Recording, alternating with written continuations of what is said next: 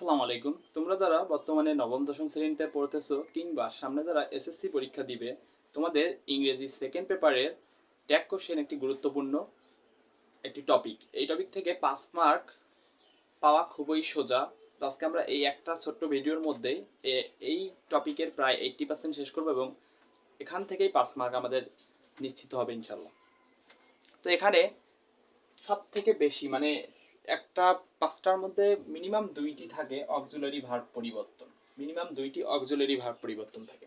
Auxiliary verb করলাম am is are was were happy been being এগুলা। তো am থাকলে আমরা অ্যারেন্ট বসাবো, আরেন্ট। ইজ থাকলে ইজেন্ট, ওয়াজ থাকলে ওয়াজেন্ট, ওয়ার থাকলে ওয়ারেন্ট, উইল থাকলে উন্ট, মাইট থাকলে মাইটেন, হ্যাজ থাকলে হ্যাসেন্ট, ওয়াজ থাকলে ওয়াজেন্ট। এই রিলেটেড যত থাকবে মানে অক্সিলারি ভার্ব যারা চিনো শুধু ওটার সাথে নেগেটিভ ফর্মটা বসাই। ইজ থাকলে নেগেটিভ ফর্ম ইজেন্ট, ওয়াজ থাকলে নেগেটিভ ফর্ম ওয়াজেন্ট, এটা বসাই দিলে আমাদের অ্যান্সার শেষ। 2 নম্বরে যেটা আসবে আমরা সাবজেক্ট হিসেবে কি করব? যদি সাবজেক্ট হিসেবে এটা সাবজেক্ট যত বডি আছে, এভরিবডি, সামবডি, নোবডি, যত বডি আছে এই বডি থাকলে আমরা সাবজেক্ট হিসেবে সেখানে দে বসাই দেব। এবং যত আইএনজি আছে, যদি সাবজেক্ট হিসেবে যত আইএনজি আছে যেমন এভরিথিং, সামথিং, এই রিলেটেড যত জিনিস আছে এগুলো থাকলে আমরা সাবজেক্ট হিসেবে ইট বসাই দেব। এবার আমরা আসি মেইন জিনিসে যেটা আমাদের লাগবে। ভি1 থাক মানে কি? ভি1 মানে ভার্বের প্রেজেন্ট ফর্ম। ভার্বের প্রেজেন্ট ফর্ম থাকলে আমরা ডন বসাই দিব, ভার্বটা পরিবর্তন করব। এবং ভার্বের টু মানে ভি2 মানে ভার্বের পাস্ট ফর্ম যদি থাকে তাহলে আমরা ডিডেন্ট বসাই দিব। এবং ভার্বের সাথে এস অথবা ইএস যদি থাকে তাহলে আমরা সেখানে কি করব?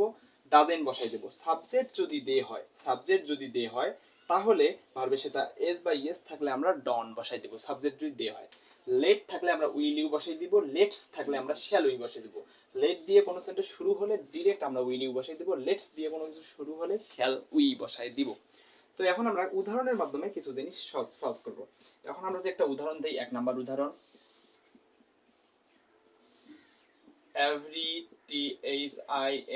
এভরিথিং ইজ, তারপর আমরা দিলাম রেডি, আর রেডি ওয়াই রেডি, তারপরে কমা, তারপর সেন্টেন্স। এখন এখানে দেখো এভরি প্লাস থিং, এই যে আইএনজি জিনিসটা আছে, এই আইএনজি আছে তার মানে কি বসাই দেব আমরা? সাবজেক্ট হিসেবে আমাদের কি বসবে?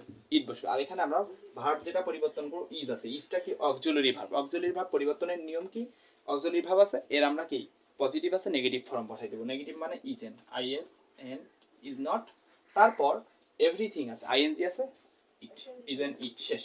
তো আমরা খুব সহজেই একটা আমরা কি করলাম? পরিবর্তন করা শিখলাম। এবার আমরা এটা মিশাবো। মেশানোর পর আমরা 2 নাম্বার জিনিসটা সলভ করার চেষ্টা করব।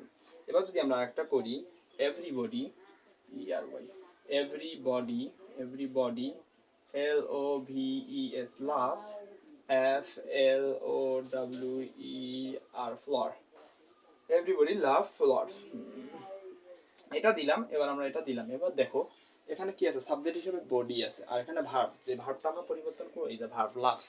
এখন লাভস, এই লাভস জিনিসটা কি? দেখো ভার্বের সাথে এস, লাভ মানে কি? ভালোবাসা। আর এখানে ভার্বের সাথে এস অথবা ইয়েস যদি থাকে তাহলে আমরা কি বসাই দিব?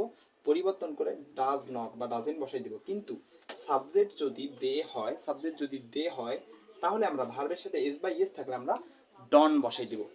তাহলে এখানে কিন্তু ডাজেন্ট বস্তু ভার্বের সাথে এস বা ইয়েস থাকার কারণে, কিন্তু সাবজেক্ট হিসেবে দে, এভরিবডি দে থাকার কারণে আমরা এখানে ডাজেন্ট বসাইতে পাবো না, ডন বসাবো। তাহলে এখানে বসবে ডন, টিও এন টি ডন। আর এভরিবডি থাকলে কি বসে? দে, তার মানে ডন দে। যত বডি আছে সব বডি থাকলে কি? দে। তাহলে আমরা খুব সহজে দুইটা সলভ করলাম। এবার 3 নাম্বার যেটা আমরা সলভ করব, এবার এটা 3 নাম্বারটা সলভ করব। 3 নাম্বারটা আমরা কিভাবে সলভ করব? দেখো আমরা এখন 3 নাম্বারটা সলভ করব। U P L A Y play, তারপর আমরা এখানে দিলাম F double O T food, B A double L ball. তাহলে ইউ প্লে ফুটবল। এখন এখানে কি আছে দেখো তো, এখানে আমাদের বুঝতে হবে যেটা ভি1 নাকি ভি2 নাকি ভি ভার্বের সাথে এস বা ইএস, নাকি এখানে অক্সিলারি ভার্ব আছে। আমরা 1 নাম্বার কাজ অক্সিলারি ভার্ব দেখা, অক্সিলারি ভার্ব আছে, অক্সিলারি ভার্ব নাই, তার মানে আমাদের 2 নাম্বার কাজ আসবে আমরা ভার্ব চেনা। ভার্ব যদি আমরা আইডেন্টিফাই না করতে পারি তাহলে আমরা টেন্স আগে শিখতে হবে ভালো মতো। তাহলে ইউ প্লে ফুটবল আমরা দেখতেছি এটা একটা কি? Present tense, simple present tense. You play football, তুমি কি ফুটবল খেলবা?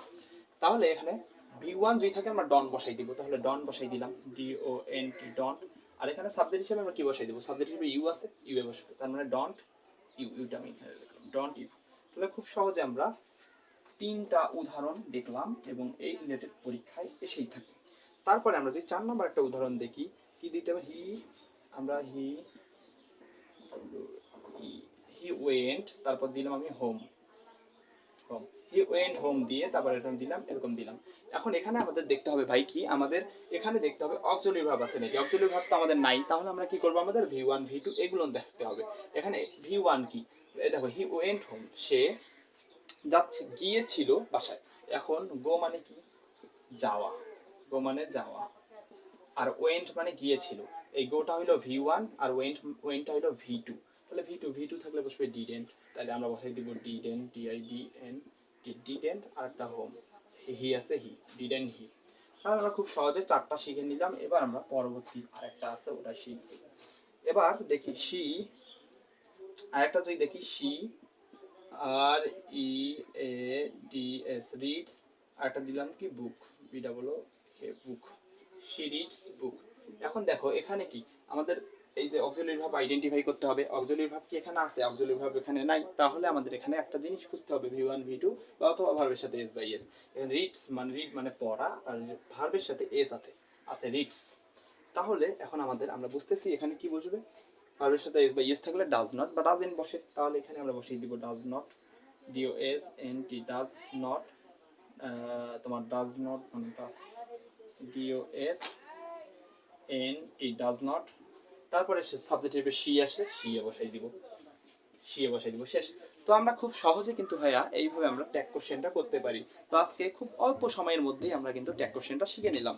আশা করা যায় এখান থেকে 5টাই পরীক্ষায় আসবে, এমন আর 2-1টা হয়তো বা মিস্টেক হতে পারে, কিন্তু আমার ধারণা এখান থেকে 5টাই আসে, কারণ আমি টেস্ট পেপার তারপর বিগত সালের কোশ্চেন সব বিশ্লেষণ করে দেখছি যে এর বাইরে আর কোনো ট্যাগ কোশ্চেন আসে না। তো ভালো থাকো, পরবর্তীতে আমরা অন্য কোনো টপিক নিয়ে আবার আলোচনা করব। তো আজকে এই পর্যন্তই।